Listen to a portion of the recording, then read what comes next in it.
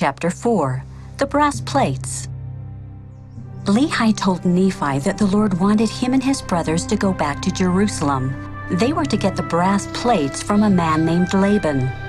The brass plates were important records. They told about Lehi's forefathers and contained the words of God revealed through the prophets. Laban and Lemuel did not want to return to get the brass plates. They said it would be too hard to do. They did not have faith in the Lord.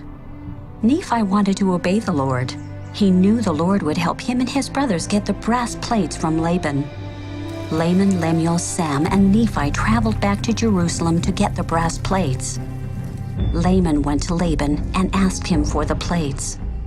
Laban was angry and would not give Laban the brass plates. Laban wanted to kill Laban, but Laban escaped. Laban told his brothers what had happened. He was afraid and wanted to give up and go back to their father in the wilderness. Nephi said they could not return without the brass plates. He told his brothers to have more faith in the Lord, and they would be able to get the brass plates.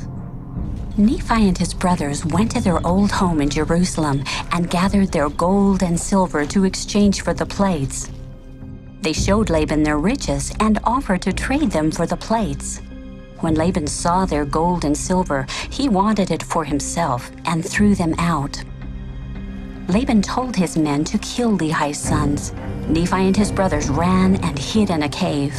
Laban kept their gold and silver. Laban and Lemuel were angry with Nephi. They beat Nephi and Sam with a stick. An angel appeared and told Laban and Lemuel to stop. He said the Lord would help them get the plates.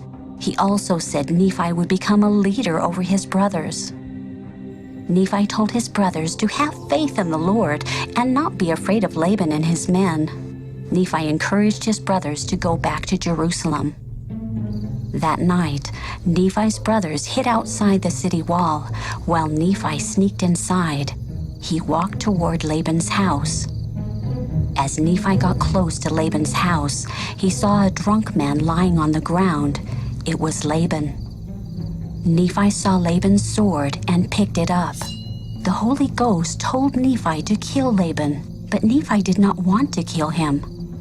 The Holy Ghost again told Nephi to kill Laban so Nephi could get the brass plates.